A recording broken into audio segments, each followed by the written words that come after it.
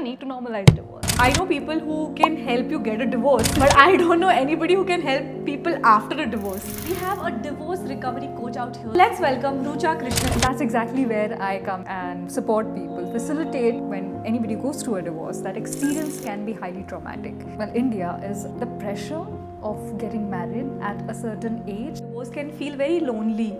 Finding the place where you can get support becomes highly important here.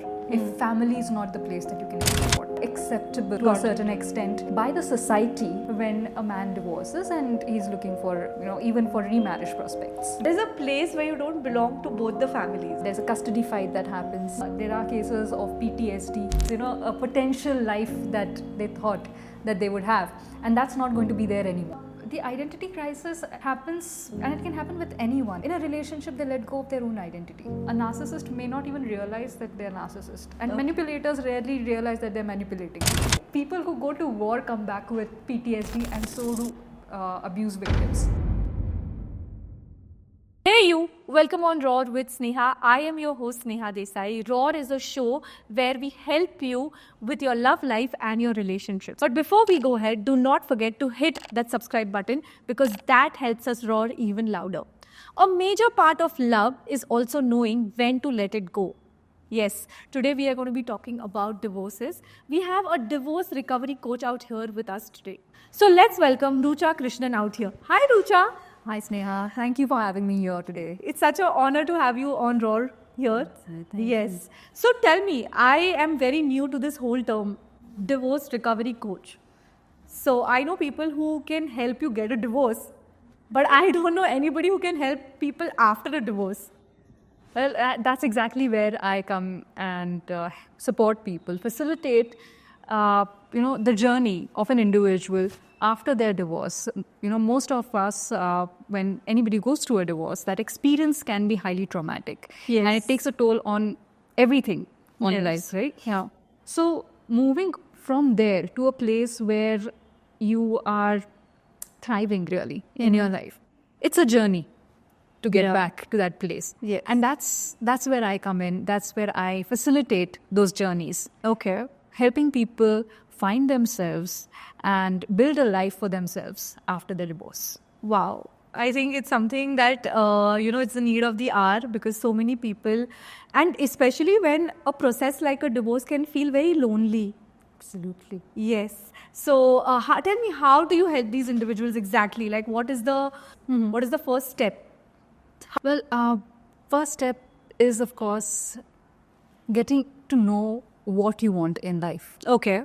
Right? A lot of times, after a divorce, a person is stuck in the past. And there's a grieving process to it as well because there's, a potential life that they thought that they would have. And that's not going to be there anymore. Yeah. Right? But replacing that with what is it that they want in the future, that comes as one of the first steps. Okay. Setting that vision for themselves, setting that goal for themselves, where they want to go. Yeah. And then also getting to understand who they are themselves. Okay. Right? What are the things that they value in their lives? What is it that really matters? What their beliefs are? Yeah. What is it that their foundation is? So Yeah. that they can build that new life on that foundation. Yes, really. So you've met multiple people who've been through divorces. What do you think is one of the major factors why people are getting divorced at such a quick rate in India? One of the major factors when you talk about, India is, that the pressure of getting married at a certain age, and then with that, not knowing what you want and not knowing yourself well enough before getting into that commitment. Yeah.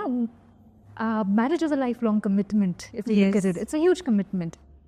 And taking that decision for the wrong reasons is something that a lot of people don't realize when they're doing it.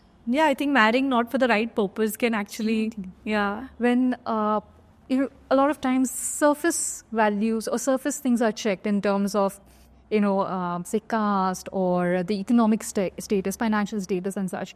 But the values match at a very core level. Yeah. And I'm not talking about family values, but rather the individual's values. Yeah. They could be very well different from the family's values. That is a misalignment. Got it. And that does lead to divorces, sometimes earlier, sometimes much later in life. And of course, people change. People evolve. Yeah. At times, two people who are, happy, healthy, individually, may just find themselves evolving in different directions. Yeah.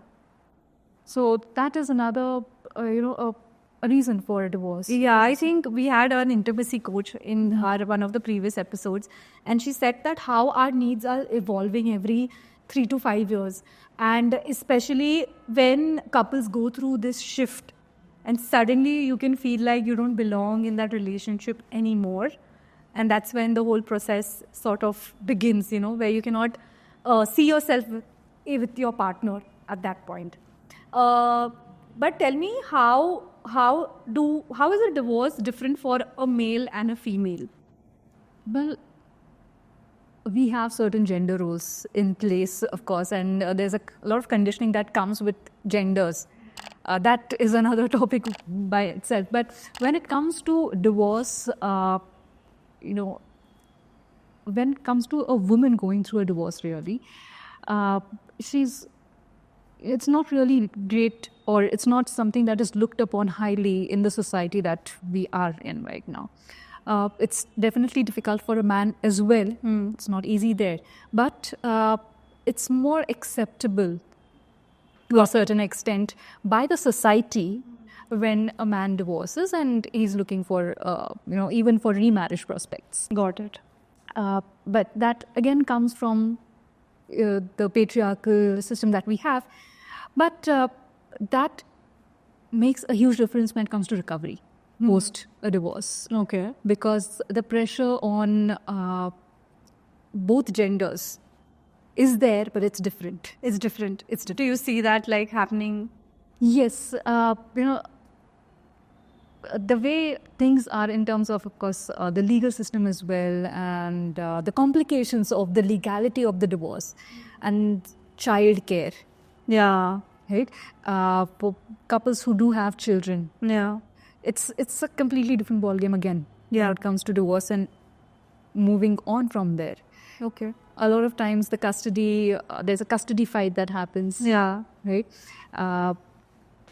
In certain case or majority of the cases, women are the ones who take the responsibility and want the child to be with them. Right? That puts in the additional responsibility on a now single woman. Yeah. Who's become a single parent. Yeah.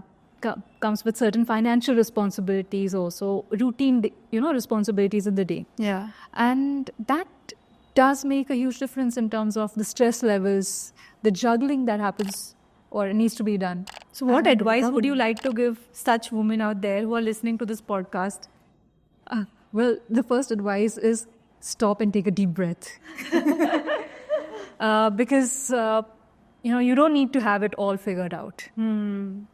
Yeah. You can take your time.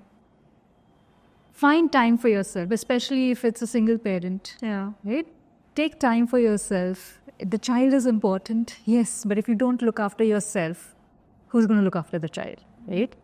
So, self-care is something that I definitely recommend first, because most single mothers put their child first. Yeah. And they forget to put themselves there. Got it. And also, I'm sure that the whole process of a divorce is it's very emotionally draining. And in India especially, when they say that, दोनों परिवार की शादी हो रही है and दोनों परिवार का divorce हो रहा है, it's a big thing in general out here.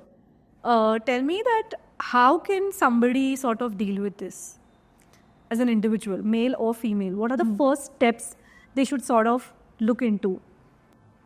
Well, the first steps is knowing why you want what you want. Okay. Whether it's getting a divorce or any of the steps that are involved. Because a lot of decision-making processes have to happen for the divorce to actually happen, and post-divorce as well. And you have to take a stand for yourself. Yeah. You have to justify to your friends and your family at times. So it helps to have a clarity in terms of, it helps to have clarity in terms of why is it that you're taking a certain decision, or, whether it's divorce or whether it's standing for a child's custody or just standing up for yourself. Okay. In certain situations. Got it. And I wanted to ask that, for example, I see so many people out there who are, I think they get emotionally divorced before they even actually file for a divorce. So tell me that if somebody is already emotionally divorced, what would you sort of recommend them to check on before they actually apply for an actual divorce? For someone who is emotionally divorced, most of the time this person would have clarity. Okay. In terms of why they're at the place that they are. Yeah. If not, then some reflection, and then doing a check. If you see, emotional divorce or happens before marriage for someone who wants to go ahead with the separation. Yeah. Okay. What is an emotional divorce exactly? An emotional divorce is when one of the partners in the couple stop feeling emotionally connected to their spouse. Okay. And they know that this does not have a future. They don't feel that connect in terms of emotional intimacy or any other areas. Okay. And for that person, then it becomes like living with a roommate. Okay. Or a flatmate. Yeah. That you're just sharing physical space. Yeah. But that relationship is no more there. Got it. Now, this person, if they don't know why they have reached this space, so then it's a good thing to first take into account why they are there. Yeah. From where is this feeling even coming from? Yeah. Now, usually this happens when there is a lot of build-up resentment, a lot of lack of communication that has happened over years at times. Yeah. So it's not, one day just a button has or a switch has flicked and a person is emotionally divorced. This is something that is built up over the years. Yeah.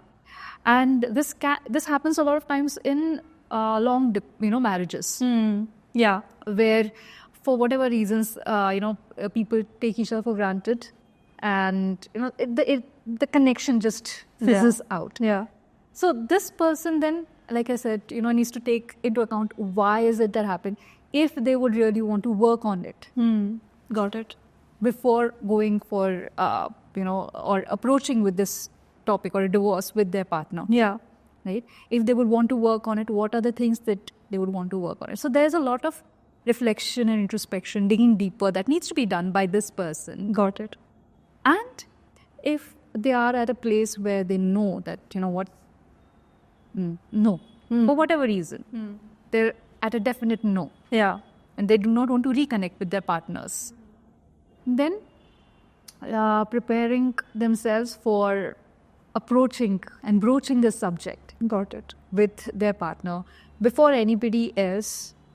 For example, a lot of times, of course, if that person is going to therapy or they're seeking help of a professional, it's good to have ideas bounced off and sharing this with a professional. But instead of going to a friend or common friend and, sharing intimate information, it's always great to have where you are there. Got it. You know what you're doing, why you're doing it. Yeah. And then confiding and trusting that your partner would be able to, respond well. Yeah. Yeah. A lot of times trust is a big challenge in relationships, but knowing your partner well enough and thinking it through. I recommend my clients to actually take time in case, they're emotionally divorced and they've not yet gone for a divorce, to take time. It could be a week or a month and prepare themselves. Because this is such a delicate topic to talk about. Yeah. And it needs to be handled respectfully. Yeah. with the partner also. So that's another thing that they can do to respect with the partner enough and trust the partner enough. Got it. And be prepared for all scenarios that may happen during the discussion. Got it. Okay. Also, in India, like say if the person is ready for a divorce, but the family is not ready. So there are scenarios like that also. So where does your advice come into picture? What would you advise such people? I actually refrain from advising. You're there? Because each person has their own situation, and they are the best person to know what works and what doesn't. My role really is to help them with getting better clarity. Okay. About what can be done in their situations. Okay. Helping them get breakthroughs to be able to see from a different perspective. Yeah. Got it. Yes, it is challenging with. So there are, when it comes to Indian families, of course, there are some cases where the families they themselves come from a conditioning and societal pressure that is there. So you remember when I said find your why. Yeah. Right, in terms of why you're taking a certain decision. And that's my personal thing. But here's the thing, it doesn't always work for everyone. And we as humans are, people who, or species who live in a society. We need community to survive. Yeah. Without community, the research also says that without community, people don't live long enough. Yeah. Right? Longevity is connected with human connection. So, that being said, find your community. Then, finding the place where you can get support becomes highly important here. If family is not the place that you can get support from. Got it. Okay. There could be friends, there could be other communities where you can get that support from. I also am building a community of divorced people. Oh, wow. So that that aspect we can provide that support for. Yeah, so you don't feel like left out or you don't feel lonely. Absolutely. Because here's the thing, divorce, yes, it's a very lonely journey. Yeah. You have to go through it by yourself. Yeah. But just because you're alone doesn't mean you have to be lonely. Yeah. Right? The support that can be with other divorcees where they're going through a similar journey. Yeah, they've gone through the similar journey and they're able to just be there for you. Got it. Without judgment. Yeah. And, at times family and friends, we don't get that. Yeah. Yeah. So I think at this point, it is also very important that you need to know where to draw your boundaries with your family when you're taking a stand for yourself. Yes. Especially in a place where, in marriages and in divorces, your family can have the upper hand. But I think that's where you need to draw the boundary and know why you're getting into a marriage or why you're leaving the marriage is very important. And I support also in terms of assertive communication there. Okay. A lot of times, women, most of the time, have a challenge being assertive for themselves. Yeah. Right? And it's surprising where, the women that I work with in their professional areas or in other areas of their life, they're very assertive. Okay, they're confident out there and they're achieving amazing things in their professional life. Yeah. But when it comes to family, they find it difficult to stand up for themselves and be assertive and draw those boundaries. Why is that so? It's again, I think a lot has to do with the way we are conditioned. Okay. Right? And it is frowned upon. Yeah. A lot of times, we would like to think that we have healthy family environments, but most of us don't come from healthy family environments. Yeah. Right? There are toxic traits that are there within families, toxic behaviors, which are not called out. And we don't even realize it's a normal part of our life. Yeah. So Also, mental health was something that if I look, I mean, I'm in my late 30s right now. I'm looking at earlier generations. Mental health was not really open and out there. Yeah. They were not aware. Yeah. So I wouldn't say the blame lies there itself. Yeah. In terms of, they're to blame because the fact is they didn't have that information. We have the information. We are that aware. So it can be as simple as educating your family members as well. Yeah. But you know what? This is how it is. I know you come from this place. I understand that you come from this place. But Yeah. this is not something that is respectful, or this is not something that is healthy. Yeah. It doesn't align with me, or It's it not doesn't- yeah. working out. Yeah. For me, this is what is working out. Yeah. Yes, it will take time for them to process it also. Please be patient with such family members. Give them time to process it. Yeah. Come to peace with it. They might have questions. You'll be surprised, once you have a mature discussion without letting the tempers fly. You have a mature discussion with family members from different generations. They will they will genuinely be curious. Yeah. And they'll ask more questions, and they will want to work with you. Got it. But yes, that being said, again, I have to reiterate, is it patience Yeah. with different generations Yeah. is definitely required, as long as you want to build that healthy relationship with your family. Yeah, got it. I've also seen this one thing happen. Like, I have friends who are like they've been into marriage for like 5 years, 6 years, and they know it right from the beginning that it's a toxic marriage or it's something that is not working out for them.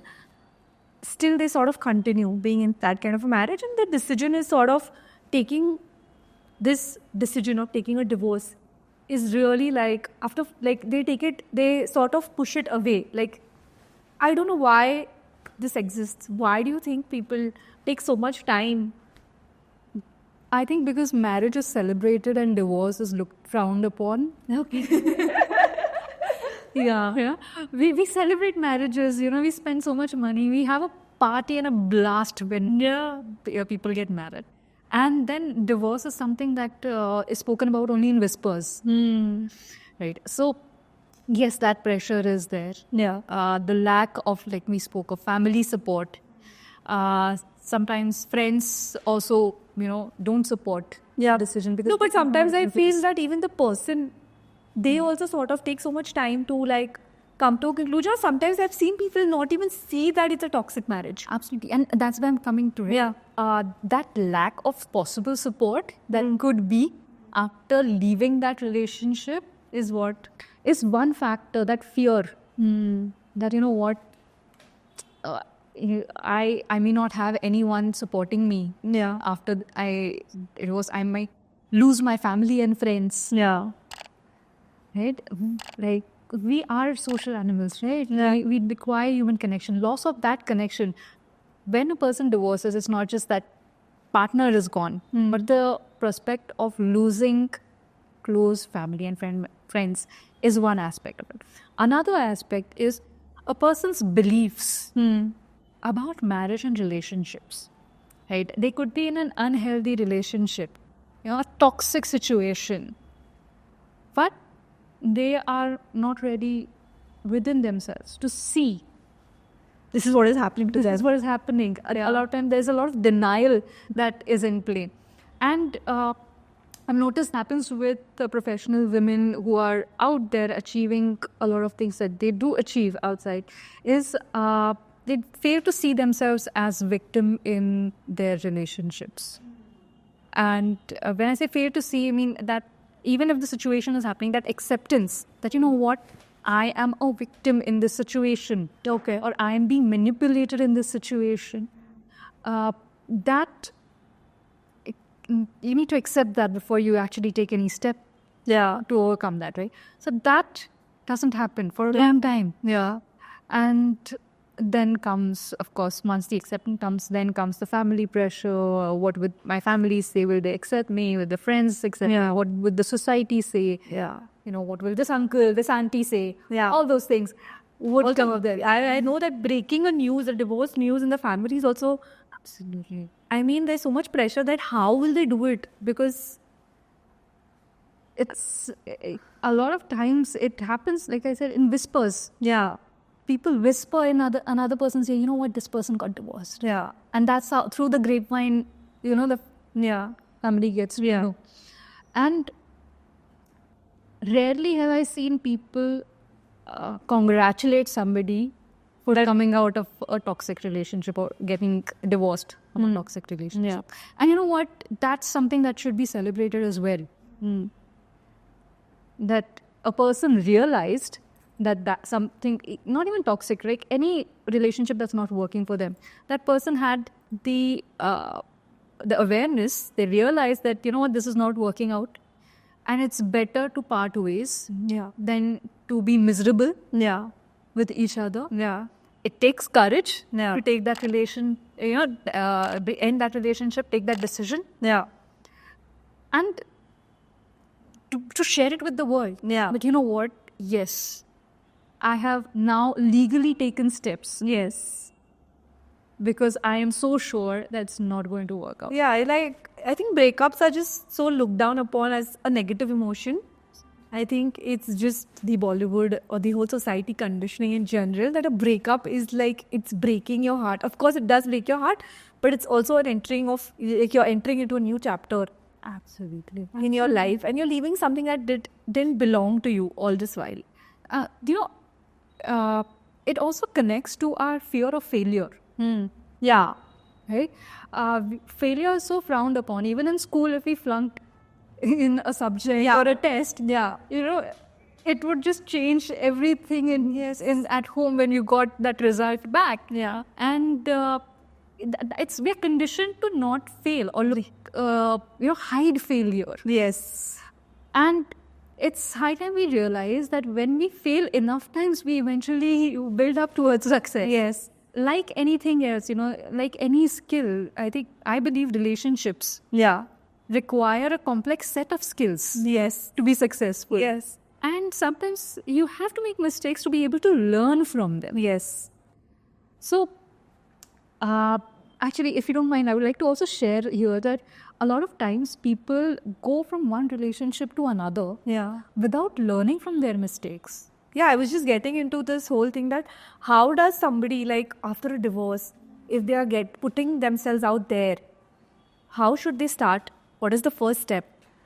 I think after a divorce, a person should take some time to find themselves first. Okay. Because a marriage, puts a person in different roles. A spouse, a in-law Yeah. for so many people. Yeah. Right? Maybe a father or a mother, so a parent. Yeah. So these roles, these are different identities the person starts associating with. And a lot of times after a divorce or going through a divorce, during that process, that person can find themselves in an identity crisis, especially in long marriages, where they've been doing this role for years and years. Why does this happen? Why aren't they able to sort of, like, why is there an identity crisis? The identity crisis happens, and it can happen with anyone, really.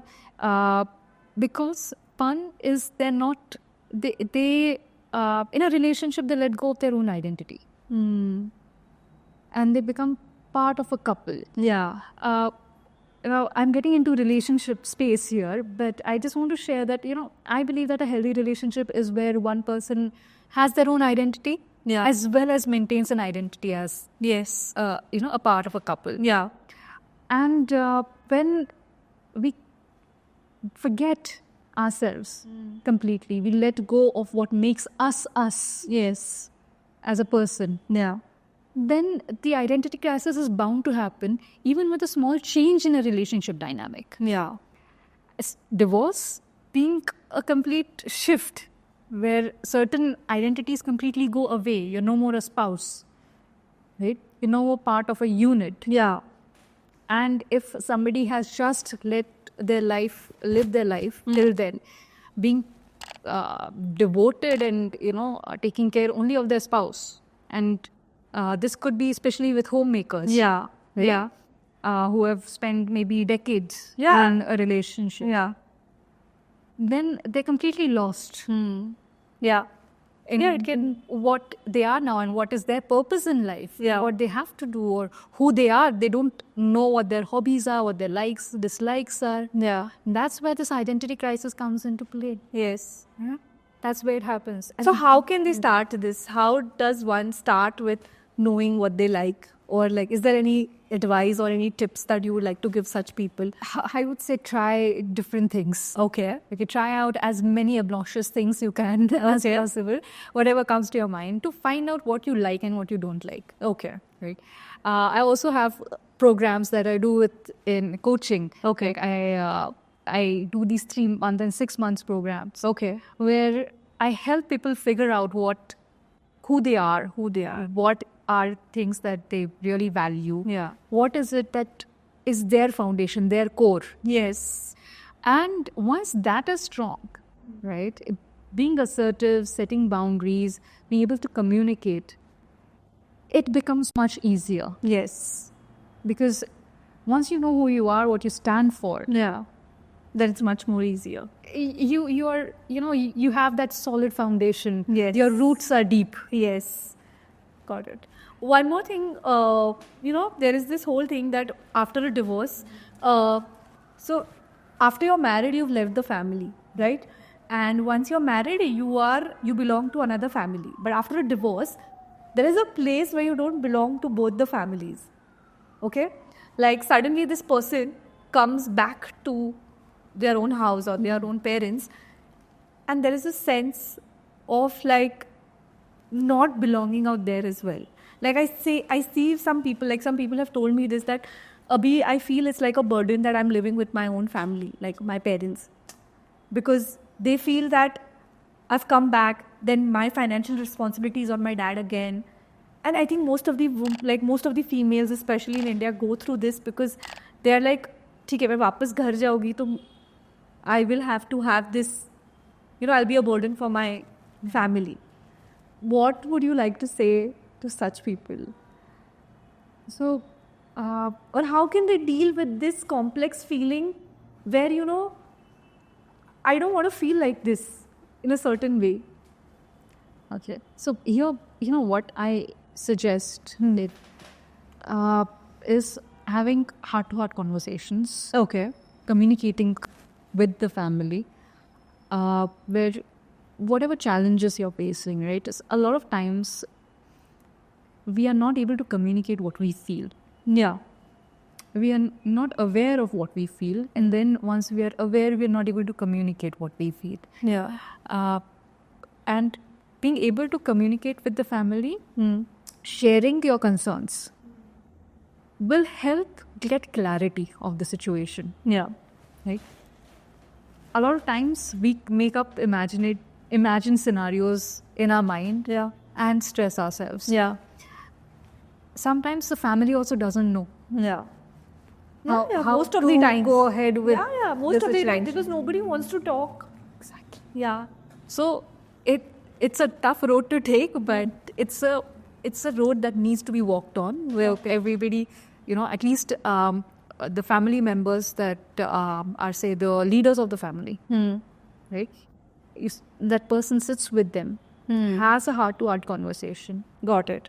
and sees, how can we make this transition smoother and better in terms of both sides and all the family members. Yeah. Because it's an awkward situation. Yeah. And that's the reality of it. Yeah. Another thing is, there are times where the family is not supportive, Yeah. right? And that can lead to toxic behaviors from the family itself, Okay. where they're definitely not welcoming, or they're in a way sabotaging certain areas. And that does happen as well. In such cases, I recommend that the person then not stay with the family. Yeah. Right? Distance themselves, because going through the divorce and building a life back after divorce, it's quite stressful. It is. It's just, overhauling everything. Yeah. And to that, if there are people who are not supporting you, around you, living with you, it just, can lead to disastrous Yeah. situations. More so if children are involved. Yes. Yes. Right? So then it's better to, maybe if you want to stay in the same area but still separately, because you're connected to the family, you want to have that connection in place, but find maybe a small accommodation or an accommodation where you're able to find your peace and get that space Yeah. for you to be able to heal. Yeah. Once that healing is done, you may choose different. Yes. Situations may change. But for some time, Yeah. especially with toxic families. Yeah. And what can people who are around a person who's going through a divorce, how can they sort of support this journey? Just being there, being supportive in terms of listening, without judgment, Okay. okay, without giving advice. Yeah. Just listening Yeah. and think things like, yes, we believe in you, and you're going to figure it out. Yeah. Because divorce is a very confusing place to be. Yeah. And rebuilding their life after that, it's something that a person is constantly going through, a lot of thoughts that are churning, right? Listening helps a lot. Taking care of practical tasks, Okay. okay, in terms of routine tasks, or if there is a child involved, babysitting for some time, getting the child involved for some time, so that the parent who is actually going through the divorce can get some time for themselves. Some me time for themselves. Absolutely. Yeah. Absolutely. Right. Then just asking in terms of what is the support that you can provide, Yeah. Okay. instead of trying to guess something and make assumptions about the kind of support that may be needed. Yeah. Asking and doing what you can. Yeah. These are practical things that go a long way. Yeah. These small steps. Yeah. Also, the recovery process for a person who's come out, who's taking a divorce in a normal situation, and a person who's taking a divorce out of a toxic relationship or a toxic or an abusive relationship, is it different? Absolutely. Absolutely. Okay. So, somebody who is getting a divorce for, say, because they're not compatible anymore, right?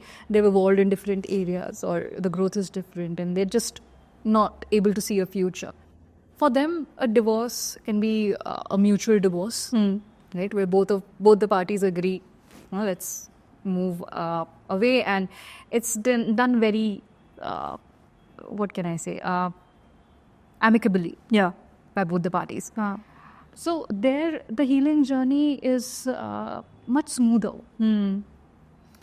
compared to somebody who has experienced a toxic relationship. Got it. Because then there are a lot of wounds that are, there for that person to work on, to heal on, before they can actually get back into really healing the trauma of, or overcoming the grief of the divorce also. Yeah. There are cases of PTSD, post-traumatic stress disorder. So first, What is a PTSD? PTSD is post-traumatic stress disorder, Okay. where when a person goes through a traumatic experience, for example, like in a toxic relationship, right? They go through that experience and they carry the trauma Okay. with themselves. And so soldiers have that after coming back from war. Okay. And so do people who have experienced toxic and narcissistic abuse. Oh my God. Okay. Okay. So I hope I am able to convey the Yes, seriousness sir. about people who go to war come back with PTSD, and so do abuse victims. Baapre. And it could be like somebody is doing something, in a life, and somebody just says a word or does some action, and it triggers a memory where this person goes through that trauma within a fraction of a second, Oh my God. relives the trauma in their body, in their emotions, and is there. And nobody would realize that a person is going through that. Yeah. And this can cause a shift in emotional state of that person completely, where people around don't realize, okay, this person was quite fine right now, and why is this person angry? Angry. Why is this person so scared right now? Yeah. why is this person all of a sudden abusive? But that is PTSD. We don't realize that because a person has experienced a traumatic experience in their past, they're reacting from that space and not the present. Got it. So abuse victims, when they get divorced, they experience PTSD. There can be memory fog. Okay. Because of these traumatic experiences, where the brain is stops working. Oh my the God. memory goes for a toss. Now, this compared to somebody who's getting an amicable divorce is completely different. So this person then needs to really work on healing themselves at a much deeper level. Got it. Because they have to undo the trauma first Yeah. to be able to reach at a stage where they're then able to Work on themselves and yeah. There's so much that they are carrying from that relationship. Absolutely. And the longer the relationship, the deeper the trauma. My God. And, the body carries it. Yeah. The mind carries it. The brain, the neural structure of the brain gets altered because of trauma. Bapre. Okay. So, absolutely, it's completely different. As I said, it can take years for someone Yeah. and more if they don't have the right support. Yeah. If they don't have somebody guiding them through So their it's- healing journey. So I think it's very important for somebody who's gotten out of an abusive relationship to absolutely take therapy Absolutely. or to go for a coach who can help them and guide them for sure. Sure. Reach out and get support. Because with support, whether it's even I work with therapists when it comes to certain Yeah. cases, right? I refer to therapists. There are certain times that I've worked with somebody who, or some people rather, who are suicidal at times Yeah. because of the trauma that they were carrying. My God. Okay. So, I, of course, I'm not equipped with that, but I work with therapists, I work with psychiatrists. So you put them across. We to have a some kind- team Yeah. then working towards their recovery Got it. Okay. because that's the support that they need. And for somebody who has gone through trauma and traumatic experiences or an abusive relationship, say for 2-3 years, it can take 6-7 years. Okay. Or some people, if they don't seek out help and they don't realize that they need help, they can go their whole life without realizing and suffering. Yeah. And that's Yeah. My God. Okay. I mean, it just Yeah. I think.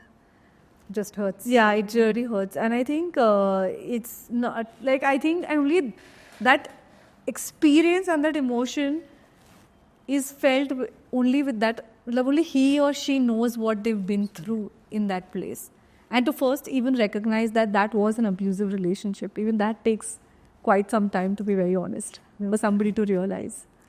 Thankfully, with the kind of media that we have internet, we have so many influencers out there who are sharing, creating awareness about this. Yeah. So people are now looking at those red flags also and being able to identify those red flags in their relationships. But there is a downside to this, which I have to talk about. Please tell. The word narcissist is now very frequently thrown about. Yeah, because so what is a narcissist according to you? So, see, narcissism by itself is quite a huge topic. But if a narcissist we have to talk about is a person who lacks empathy, Okay. towards other people. A narcissist may not even realize that they're narcissist. And manipulators rarely realize that they're manipulating people. Yeah. It's their way of life. Yeah. That is their normal. Yeah. If they have to reach from point A to point B, manipulation is the only way they can think of. Yeah. So is the case with narcissists. And there are a lot of people who may not be narcissists, but they have narcissistic behaviors. Okay. Right? So they feel empathy, they feel for other people, but they've seen that behaving in a certain way is what gets other people result. they've seen it as they grow up or, wherever, and they've picked up that behavior. Okay. So those behaviors can be corrected. A person with a narcissistic personality disorder, okay, that person, they cannot be changed because that's their core personality. Okay. So it's a two different things. So some people can just have some characters, Some behaviors. some traits and behaviors, and some person is the personality build up. So you need to be very aware of how different these things are. Absolutely. Okay. So a narcissist may cry crocodile tears, actually not feel anything. Okay. Whereas somebody who is, displaying a narcissistic behavior will feel for other people also. Okay. And they might still behave In a different way. in a way that seems very manipulative and very narcissistic or self-centered. Got And it all comes from fear, a place of fear, Okay. Got it. of really, not being enough. That's it's sad, but that's the Yeah, I core think of you it. pick up these traits also from your family members or the conditioning that you go through. And you don't realize. And you it's don't realize. Yeah. You just think, okay, that's the way it is. Okay. And children, right? Blank slates. Yeah. We see our parents behave in a certain way. We see our family members behave in a certain way. Get certain things as result. Yeah. And we're like, okay, that's how it's done. Yeah. And we blindly follow it without realizing what we're picking up. Yes. And I'm not saying that's where the source could be, but it could be anywhere. Anywhere. Yeah. Okay. So that's why you think the media is sort of. Yeah, the word narcissist is thrown around everywhere, and it sometimes if we use a certain term in places where it's not supposed to be, there, it starts losing its meaning. Yeah. And That's just label. Yeah. just because somebody is not agreeing with you, that person doesn't become a narcissist. Yeah. True. It's I think it's become- glamorized, like with the media. It's a lot of words like anxiety, narcissism. Like it's just like even if somebody's not feeling maybe that, I think it's just because a panic attack. Even a small disrupt in your emotions is not a panic attack. So people need to really Absolutely. understand. Emotional regulation is such an important tool when it comes to being able to live a healthy life. Yeah. Right? Even in the divorce recovery journey, if we talk about emotional regulation and tools that I share about emotional regulation, Okay. because we're not taught that in Yeah. school. We're not taught that as children. Yeah, we are not 100%. So how do these tools and what are these tools about exactly? There are a bunch of tools actually that I use Okay. to help my clients. And of course, I'm a certified NLP practitioner, and I've done CBT as well. That's cognitive behavioral therapy. Okay. So I get those aspects in, there is a self-paced learning program that I have that goes hand in hand with my coaching. Got it. Okay. So coaching, I am also somebody who follows the ICF method of coaching, Okay. which is more conversational Okay. and driven by the client Okay. to get clarity on whatever challenges that they're facing. Because when it comes to divorce, each person has a different situation that they're going through. Yeah. So those modalities are used as well as affirmations, as well as meditation. So I myself am a Vipassana meditator. Okay. I've done Vipassana meditation courses, the 10-day courses 3 times, and I look forward to them every time. I come back with amazing, insights.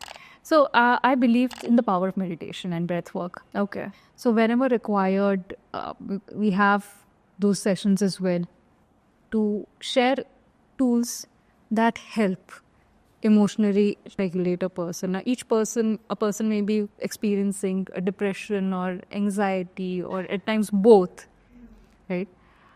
Equipping them with tools Yeah. that support their journey is what we do. Got it. Right? Okay. And it's amazing the kind of changes that you see in a person's life. Yeah. Even their own energy. There are times that my initial sessions with a person start off with that person just not being able to continue the conversation without crying during the conversation. You know, first few sessions, they just break down. And as they go through their journey, you know, after a few sessions, they're using the tools, they're doing the affirmations, the work that they need to do. And I see the power and the glow within them, Yeah. you know, shining brighter and brighter. The as they go. satisfaction you get, I'm like, it's immense. I'm sure. It's amazing. It's amazing. And that's why I do the work that I do. Okay. Because those transformations and that impact that I'm able to provide, I'm selfish like that. You know, I get a lot of satisfaction when I see those transformations happen. Yeah. It gives me immense joy. Okay. And yeah. Okay. Yeah. So I wanted to ask you that. So, what advice would you like to give women who are going through this whole process, and they also have a work life that is sort of waiting for them, and to get back to work can also be very stressful at such a time. So, do you have any kind of tip that how they can keep these two things separate somewhere? Or maybe like, okay, this has happened, but then how they sort of need to start going to work or start getting themselves out there? So, one of the things that is extremely crucial in this journey is to be able to trust yourself. Okay. Right. And whether it's someone who has been a homemaker and now, you know, after a gap is venturing back into work, Yeah. or somebody who has been a professional, who've had a career that they've been building through their marriage as well. Whatever the case, when it comes to women, there are certain expectations and biases that are still there, prevalent in the workplace. So, it really is important to take time and figure out what is it that they want to share, if they want to share or not share at all. And because there are some workplaces who are, you know, with the kind of shift in the corporate scenario also, there a lot of support that is there Yeah. at times Yeah. at the workplace situations in some organizations. Yeah. But not all organizations. Most organizations are still, you know, a lot of work that needs to be done. So just focus on building something, you know, putting more energy in rebuilding your personal life for a short period if your career is already, you know, in place. Yeah. Right? Okay. Yes, you know, it takes most of the time of the week Yeah. when you're at working somewhere. But if we are not able to, it's a myth that we can balance everything. Yeah. Yeah. You And cannot. you there's cannot nothing that- prioritize all areas of your life Yes. every day the same way. Sometimes, you know, you have to, your battery is such that you can only give 5% somewhere. Yeah. And you have to give 50% somewhere else. So when you're going through a divorce or you're recovering from a divorce, put your battery more in getting your inner space done. Because once you've got that inner space done, Yeah. and you give then as much you would give before for your work, say you used to give 30, 50% or 80% of your energy to your work. You're taking a bit of a break, coming back, you're going to come back with a bang. Yeah. You're going to be much stronger, Yeah. and you're going to bring such an amazing fresh energy when you worked on yourself. Yeah. But if you put yourself in work to avoid Yeah. healing Yeah. or, you know, the things that are happening because of the divorce, then it is just going to drain you. Okay, drain that person to an extent that they might, you know, fall ill, have certain challenges Yeah. because of that stress. Yeah. It just gets built on. So like sort of don't like just put aside your anxiety and just don't like sort of don't be in denial of those emotions and just don't go back to work, you know, thinking that I'll occupy myself with this. I think facing your emotions is more important and then to get back to your work. Very well That's said. a yes. Don't ignore, don't deny. Yeah. Process those emotions. Yeah. Once you process those emotions, taking time to work on them, Yeah. then get back to work. Got it. Any like I remember in my childhood this was shared with me, like it's like a pressure cooker, okay, or a volcano. The pressure keeps building, and if the release or the flow doesn't happen the way it has to happen, Yeah. then it's just going to blast, Yeah. and then it becomes uncontrollable damage. Yeah. And you might have to, completely rehaul your life Yeah. more than the divorce did Yeah. to, take care of things. Yes. Where I have seen situations where it's manifested in life-threatening diseases for people. Yeah. And they had to then let go of their work because they had to focus on their health. Got it.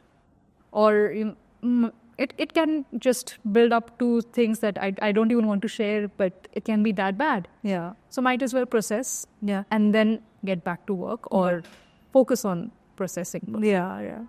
Also, for someone who is they've taken a divorce, and how can they process the fact that their partner is moving on? Because you're going to, and should they also keep in touch with their partner after a divorce? See, for some people, it's optional. If co-parenting is happening, Yeah. then of course you have to keep in touch. Yeah. Right. Now, you're dealing with the fact that your partner has moved on could be a challenge at times where you are, or a person has not overcome or not healed enough. Yeah. They still have an emotional connect with their partner. Okay, that's only the time when it will affect them. That is when it will affect them adversely. Okay. You can be happy. I can be affected by it in terms of I can be happy that, my partner has found somebody who is more aligned for them. Yeah. And I can feel that joy for them being happy. Yeah. And that is another way I can be affected. Yeah. Or I can be affected in other unhealthy ways as well. Yeah. Right? I feel jealous. And, jealousy is again, I have to say this, is jealousy is a way, an emotion that tells us what we are missing in our life. It's Yeah. a very helpful emotion, Yeah. right? So, realizing that if you're over them, Yeah. you're not going to want them in your life. Yeah. Or you won't have those unhealthy, emotions come up for yourself. Yeah. Or unhealthy thoughts come up for yourself. Yeah. So working on yourself again, that's where I would say, if you have those emotions come up or those thoughts come up, it's just an indication that you need to do more work on yourself. Perfect. Yeah. So I've understood that most of your work is about, again, coming back to your own self, working on yourself, and understanding what self-love is when you're going through this whole process. And I think you're doing some fabulous job out here. And you're helping so many people live a peaceful life after that emotional trauma that they've been through. And it's beautiful. Thank you. Thank you very much. So, yes. And there is this whole, I read somewhere recently about grey divorces. So, what is a grey divorce? So I've come across this term very recently myself. A grey divorce is usually where a couple who has been married for a long time, decades, Okay. Decides to get a divorce. And usually they're 50 plus, Okay. in their individual ages. And that's when they decide to get a divorce. And they decide that now it's time. So, isn't that a different ballgame altogether compared to? It is a different but similar ballgame, I would say. Okay. Now, we have to realize that the time that those people got married, when they were in their 20s, right? We were living in a different society altogether. Yes. The generation was completely different, and divorces in that generation were definitely more frowned upon than they are for us. And a lot of those couples were also advised बच्चे पैदा कर लो Yeah. And सब everything ठीक gets हो जाएगा. सब ठीक हो जाएगा. Yeah. ये बच्चे होने के बाद nobody gets it. Yeah. And you know, they had the children. Yeah. Okay, most of those couples had their children. Children magnify what is already there. Yeah. If it was a loving relationship, it becomes more loving. If it Yeah. was not a great relationship, well, Yeah. it just magnifies. So, well, they had children. Then the children grew up. And then after children, you know, it's like, for the children, we'll stay together. They shouldn't have divorced parents, or they shouldn't live through a divorced parent childhood. Got it. Okay. They may not be feeling anything for each other, in terms of the parents may not be feeling anything for each other, but they just cohabitate Yeah. for the sake of the child. And the child is now grown up. Yeah. So that's when. That's one of the reasons Yeah. where, you know, then you're like, okay, now we can divorce. Now we- Also, now our society is a little more accepting. Yeah. A little more. Yeah. Also, at the age of, say, 50, it's plus, people also realize that they have one life, Yeah. Yeah. right? And they've already spent most of their youth Together. in a relationship that didn't work for them. Yeah. And they don't want to spend their life, the remaining years of their life, like that. Yeah. They want to do something for themselves now. Absolutely. Yeah. So, you know, they take stock of all these things Yes. and decide, you know what, let's get divorced. Yeah. And personally, I believe that as long as those people are happy Yeah. and they find fulfillment and purpose, I think That's what matters. matters at the end of the day. Okay. Okay. Anything? Go for it. Yeah. You know, unless and until you take the risk, you Yeah. don't know what treasures may be in store for you. Yeah. And you might be settling for something that Yes.